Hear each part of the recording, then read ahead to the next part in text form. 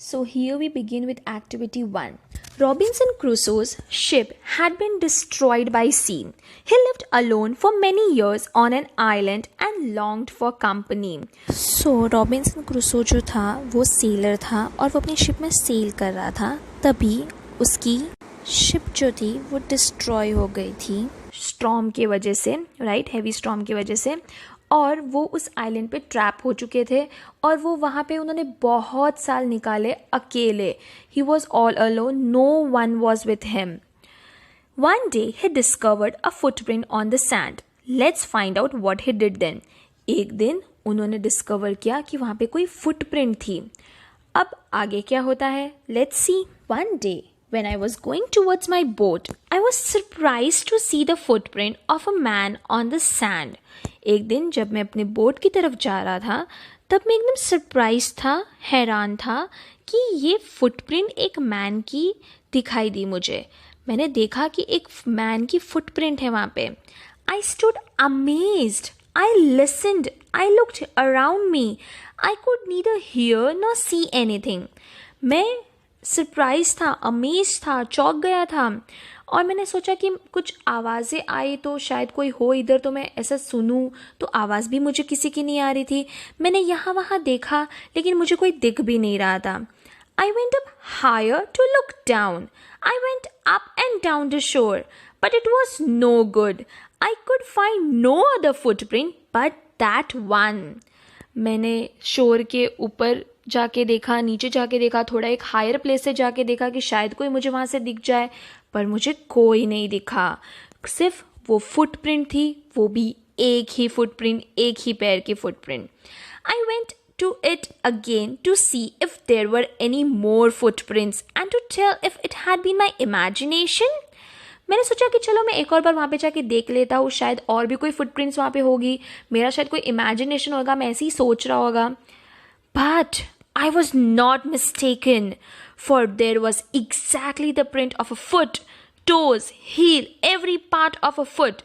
I could not imagine how it came there. But मेरा ये imagination नहीं था, मैं mistaken नहीं था. वहाँ पे सिर्फ एक ही फुटप्रिंट थी, वो भी फुट की, क्योंकि वहाँ पे टोज थे, हील था, every part of a foot, foot के जितने भी पार्ट्स होते हैं, फिंगर्स, टोज, एवरीथिंग, वो सब वहाँ पे निशान थे. मैं ये इमेजिन नहीं कर रहा था, यहाँ पे सच में एक फुटप्रिंट थी. I stayed a long time thinking but became more and more confused. मैं बहुत टाइम तक वही खड़ा रह के सोच रहा था, लेकिन मैं जितना उसके बारे में सोचता मैं उतना ही कन्फ्यूजन में जा रहा था. At last, I returned home very frightened, looking behind me every 2 or 3 steps, mistaking every bush and tree to be a man. At last, मैं घर पे गया क्योंकि मैं डर गया था. फ्राइटेंड मीन्स डर, ओके, स्केर्ड. और जब भी मैं भाग रहा था तो मैं पीछे मुड़ कर देख रहा था कि कहीं कोई मैन तो नहीं है पीछे, वो बुश के पीछे तो नहीं छुपा है, वो कहीं झाड़ पे नहीं है, कोई है वहाँ पे, ऐसा समझकर मैं अपने घर पे डरा हुआ पहुँच गया. When I came to my cave, which I call my castle, I ran inside it as if I was being chased. So जब मैं अपनी केव पे पहुंचा, जिसको मैं अपना कैसल बोलता था, castle you know Vilas type रहते हैं, बंगलोज टाइप बड़े बड़े रहते हैं, ओके, उसे हम कैसल बोलते हैं. So here Robinson Crusoe is saying, जब मैं अपने केव पे पहुंचा तो मैं ऐसे अंदर भागा जैसे कि कोई मेरा पीछा कर रहा है, कोई मुझे चेस कर रहा है. I do not remember whether I used the ladder or went in by the hole in the rock, which I called the door. मुझे याद नहीं है कि मैं अपने घर के अंदर घुसा कैसे. मे बी शायद लैडर से, सीढ़ी से, या फिर रॉक पे जो होल था अंदर, उसके अंदर से गया मैं, जिसको मैं अपना डोर बोलता था. I ran for cover faster than any animal could run. So मैं अपने आप को बचाने के लिए इतना क्विकली, इतना फास्ट भागा, शायद ही कोई एनिमल भी इतना फास्ट भागा होएगा. I did not sleep that night. The more I thought about what I had seen, the more afraid I became. So मैं उस रात तो सो ही नहीं पाया, बिकॉज जितना टाइम मैं उसके बारे में सोचता था कि जो भी मैंने देखा, उतना ही डर मुझे लगने लगा था. I thought it could be one of the savages of the mainland who had wandered out to the sea in a small boat. मुझे लगा कि कोई सैवेजेस होएंगे. You know what is the meaning of savage? Savage जो मतलब cruel और violent person रहते हैं जो इंसान को खा जाते हैं, उसे सैवेजेस बोलते हैं, नेटिव्स. सो रॉबिन्सन क्रूसो को ऐसा लगा कि शायद कोई सैवेजेस आ गया हो मेन लैंड से घूमते घूमते एक स्मॉल बोट में. Luckily, I was not on shore at that time. But what if he had seen my boat? So luckily उस टाइम पे मैं शायद शोर पे नहीं था, लेकिन अगर उन्होंने मेरी बोट देख ली तो? If he had seen the boat, he would have realized that someone lived on the island and would soon return with others to kill and eat me. अगर उन्होंने मेरी बोट देख ली और उन्होंने रियलाइज़ कर लिया वो सैवेजेस ने कि शायद यहाँ पे कोई रहता है इस आइलैंड पे और वो शायद दूसरे लोगों को लेके आ रहा हो मुझे किल करने के लिए और मुझे खा जाएगा, तो OMG नाउ रॉबिन्सन क्रूसो तो बहुत डरा हुआ था. लेट्स सी आगे क्या होता है. And so I lay frightened for many days and prayed for protection. In doing so, I was much comforted and began going out. So मैं कुछ ही दिन घर में ही था और मैं प्रे कर रहा था मेरे प्रोटेक्शन के लिए. इतना डरा हुआ था कि मैं प्रेइंग करना शुरू किया. सो रॉबिन्सन क्रूसो एक गॉड में मानता था. Okay, so he started praying. In doing so, ऐसा प्रे करने से उसे एक कम्फर्ट फीलिंग आती थी और वो फिर धीरे धीरे बाहर जाने की कोशिश करता था. But even now as I went forward I looked behind frequently because I was still very frighten. पर अभी भी अगर वो बाहर जाता था तो वो बार बार पीछे मुड़ मुड़ कर देखता था. Frequently means again and again. Okay, कि कहीं कोई मेरा पीछा तो नहीं कर रहा है, कोई मेरे पीछे तो नहीं है. और मैं बहुत ही फ्राइटेंड था, मैं अभी भी बहुत डरा हुआ था. However, as I went about for 2 or 3 days and saw nothing, I became a little bolder. So थोड़े दिन 2 से 3 दिन तक मैं बाहर जाने लगा और देखने लगा कि कोई नहीं है, तो थोड़ी मुझ में हिम्मत आ गई, थोड़ा बोल्ड बन गया मैं. I decided to go down to the shore again and examine the footprint once more.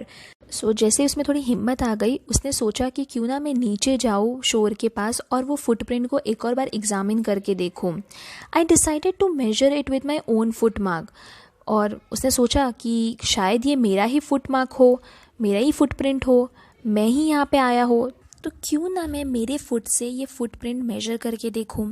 As I came closer to the footprint, I realized that it could not be my footprint because I had not come to this part of the beach since a long time.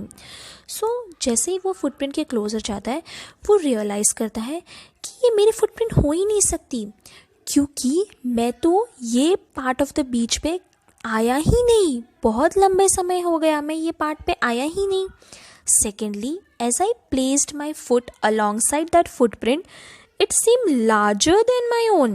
दूसरी चीज़, जैसे ही मैंने अपने foot को वो footprint के साथ major किया, place किया मैंने अपना फुट उस फुटप्रिंट पे, तो वो जो फुटप्रिंट था वो मेरे फुट से बड़ा था. मीन्स वो मेरा फुटप्रिंट नहीं था. My fear returned. I went home again believing that there was someone there. जैसे ही मैंने वो मेजर किया तो मुझे रियलाइज़ हुआ कि ये मेरा फुटप्रिंट नहीं है. वापस से मैं डर गया और मैं वापस एक घर की तरफ भाग गया, ये सोचकर कि वहाँ पे कोई तो था. So kids, here we end our story. I hope you enjoyed this story. Now let's look at these keywords. First one is amazed. Amazed means very surprised. Frightened, feeling fear, scared, डरा हुआ. Castle, a large building with high walls that was built in the past to live in and to defend people from attack. So castle उसको बोलते हैं जैसे building रहती है जो high walls की रहती है. ये ना बहुत एंशिएंट टाइम में बनाई जाती थी ताकि लोग जो है अटैक ना कर सके. Chase, to run after something means किसी के पीछे भागना. Ladder, a piece of equipment that is used for climbing up something. Ladder उसे बोलते हैं जिसे हम क्लाइम कर सकते हैं ऊपर तक. Savage, a cruel and a violent person. As I told you that savages means a cruel and a violent person जो इंसानों को भी खाते हैं. So let's move to activity 2. Say whether the following statements are true or false. So हमें बताना है कि ये जो following statements दिए गए हैं वो true है या false है. So first one, Robinson Crusoe was a sailor. So yes, वो boat में sail कर रहा था, तो इस वजह से we can say he was a sailor. So true. He met a stranger on the island. क्या वो कोई स्ट्रेंजर से मिला था आइलैंड पे, कोई अजनबी जिसको वो पहचानता ना हो, कोई अननोन पर्सन? नो, वो किसी से भी नहीं मिला था, वो अकेला था. Okay, so falls. He build a home for himself. So क्या उसने खुद के लिए घर बनाया था? नो, उसने खुद के लिए घर नहीं बनाया था, वो रहता था केव में. केव, गुफा. ओके, जिससे वो अपना कैस्टल बताता था. Right, so false. Fourth one, Crusoe noticed the footprints of a large animal. क्या वो फुटप्रिंट लार्ज एनिमल की थी? नो, वो लार्ज एनिमल की नहीं थी, वो फुटप्रिंट किसी मैन की थी. सो वहाँ पे आएगा false. Fifth, last one, Crusoe compare the size of his foot with his footprint. क्या उसने वो जो फुटप्रिंट के साथ अपने फुट का साइज कंपेयर किया? Yes, true. Let's go to activity 3. Activity 3 is about match the words in A with their antonyms in B. Antonyms means opposite words. So हमें match करना है. So part A है, part B है. So चलो let's match it. So first one is part. Part यानी आधा. Okay, so उसका opposite क्या होगा? Whole यानी पूरा. Okay, then frequently. Frequently means bar bar again and again देखना. तो उसका ऑपोजिट क्या होएगा? रैरली. रैरली मीन्स एक बार में ही कभी देखना ऐसा. फॉरवर्ड मीन्स आगे. So opposite is backward means पीछे. Luckily, fortunately, luckily. एंड उसका ऑपोजिट होएगा unluckily, bad luck, unlucky. Fifth one, behind. Behind मतलब पीछे, तो उसका ऑपोजिट होएगा in front of. And last sixth one, inside means under, so opposite will be outside means bahar. Okay, so kids, I hope you understood this. Now let's go to activity 4. Enjoy reading the poem. So here we have to read a poem and it's about riding a rainbow. It's a very interesting poem and very fun poem, so let's read it and enjoy it. I'll ride on a rainbow to soar through the sky. I'll ride on a kite as it flies way up high. I'll ride on a dragon, I'll ride the balloon, I'll ride on a rocket and ride on the moon. I'll ride on the wind and the sun and the stars, on floating bananas and flying guitars. I'll ride on a cloud and a unicorn too. I'll ride in the seat of a magical shoe. But why would I ride on the sun and the stars? It's so much more fun than just riding in cars. So kids, isn't it interesting? And it's written by Ken Nesbitt. You know what is the meaning of this poem? So here the poet is simply representing the child's view. Means children जो अपनी life में फ़न करना चाहते हैं उसके बारे में यहाँ पे बताया गया है as a way of an imagination. तो चाइल्ड की इमेजिनेशन कैसी है? यहाँ पे child wants to ride on a rainbow and he wants to soar through the sky. Soar through the sky means rising quickly high. Okay, then I'll ride on a kite and it flies up way up high. So it's saying that मैं kite पे भी ride करूँगा और वो बहुत ऊपर तक जाऊँगा sky में. Okay, I'll ride on a dragon and I'll ride on a balloon and I'll also ride on a rocket and ride on the moon. So it's saying मैं ड्रैगन और बलून पे राइड करूँ, मैं rocket में ride करूँगा, moon पे जाऊँगा और मून का राइड लूँगा.